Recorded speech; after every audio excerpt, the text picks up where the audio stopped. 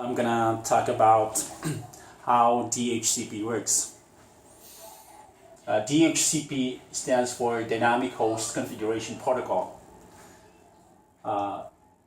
It is an application protocol that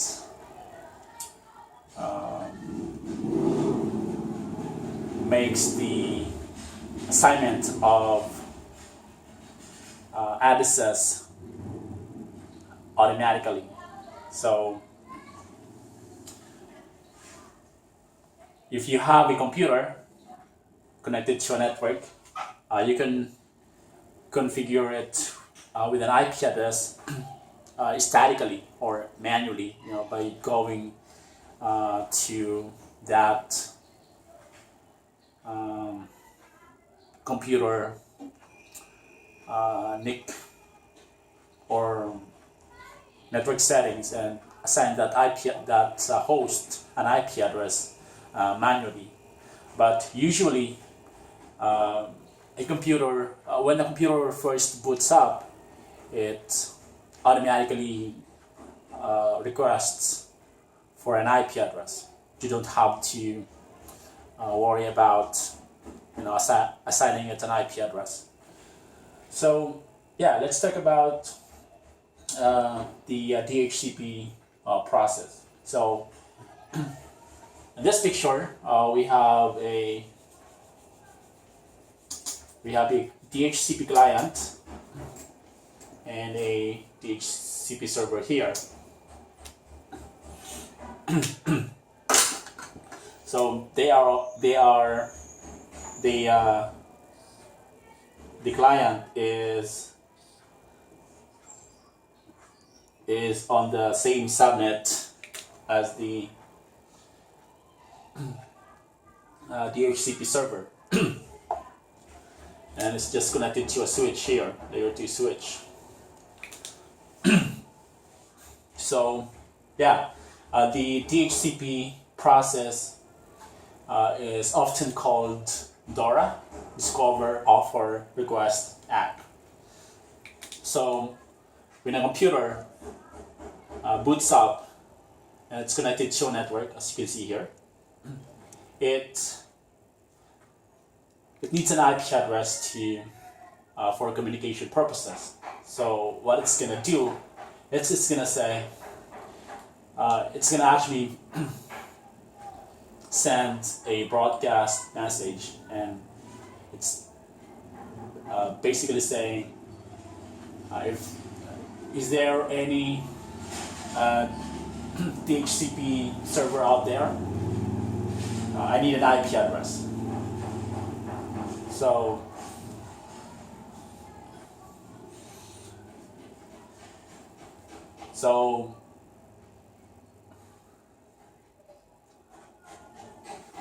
basically the client, in that broadcast message that the client will send, that broadcast message includes the client source MAC address, its source IP address, which is all zeros, and the destination MAC address will be the layer 2 broadcast, which is all F's, and the destination IP address will be the layer 3 broadcast address, which is the all 255 address. And in real world, usually there are a few servers, DHCP servers. So the first server that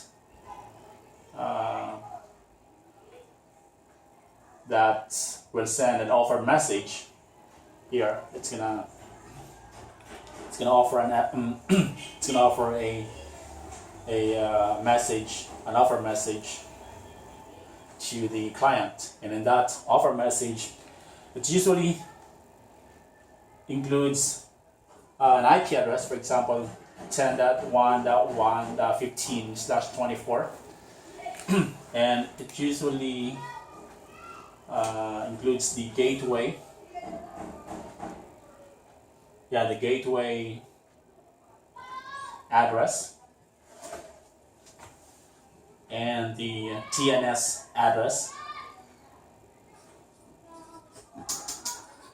gateway address, gateway IP, TNS address, and lease time, and subnet mask, of course, here. So these are the usual things that the DHCP will offer to the client. So it's just basically saying, here I am, and this is your IP address. So the IP address is the one that it picked up from its pool. So that over message will be received by the client, and that client will send a request message. That basically saying, okay, I like that IP address. I'm officially requesting for it. And the DHCP server, okay, I acknowledge that request. The IP address is yours. So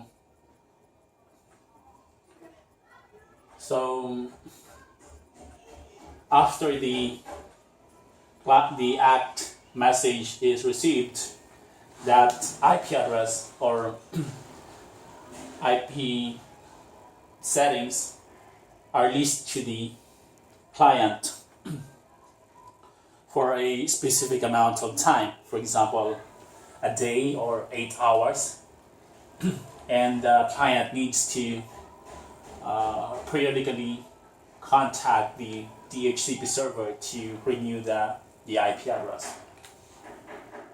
Yeah, that is basically the DHCP process. So, in summary, discover message, client will say, is there a DHCP out there? I need an IP address. And then the DHCP server will offer a message, or will reply and will offer a message, and that offer message will include these things here: the IP address, the subnet mask, gateway IP address, the TNS IP or TNS server IP, and the lease time. And then the client will officially request for that IP address, IP settings, and the DHCP server will acknowledge that request. Let's talk about what happens when a client and a server are on different subnets. For example, the client here is connected to a router. So they are on different subnets. So by default, routers don't forward broadcasts. So the discover message that the client will send, the router will just drop that message. So how do you solve that problem? You can actually solve that problem by configuring this this interface here, the inbound, the interface that will receive the discover broadcast from the client. That port, you need to configure that port to have a command called IP address helper, and the IP is the DHCP server IP.